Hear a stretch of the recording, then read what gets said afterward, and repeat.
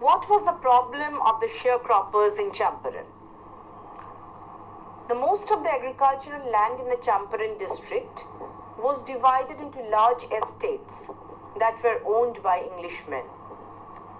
They engaged Indian tenants to work on their lands. The landlords forced all tenants to plant 15% of their holdings with indigo and surrender the entire indigo harvest as rent. With Germany developing synthetic indigo, Britishers duped the sharecroppers into entering an agreement where they were required to pay them compensation for being released from the 15% arrangement.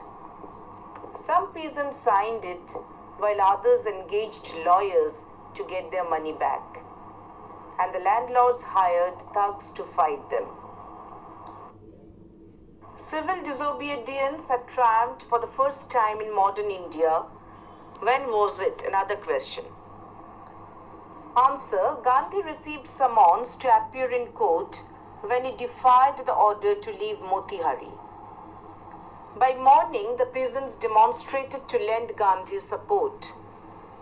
Their spontaneous demonstration in thousands around the courthouse was the beginning of their liberation from fear of the British.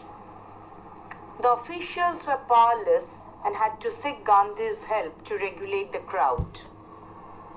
Several prominent lawyers from Bihar came to confer with Gandhi about his impending sentence. Gandhi convinced them to lend their voice and support to the sharecropping cause. The lawyers promised to follow Gandhi to jail. Gandhi viewed the support of the countrymen as true victory. A few days later, the case against Gandhi was dropped.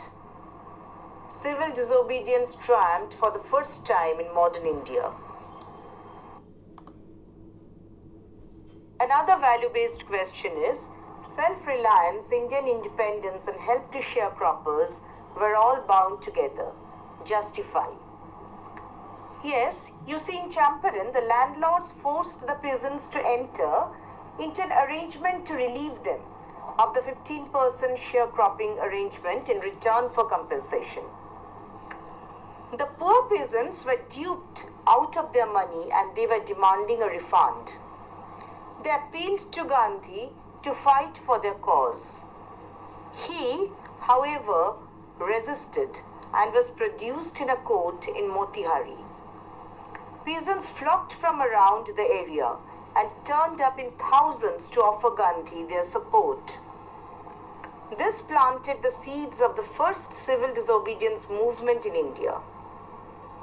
Gandhi finally succeeded in making the British authorities order for reimbursement to the sharecroppers. Though the peasants were compensated in part, they won against the system of landlord and the British government. It taught them an essential lesson in self-reliance and instilled in them the courage to stand against injustice and British rule. The civil disobedience movement was the first of its kind in India and paved way for the struggle to achieve Indian independence. Thank you, children.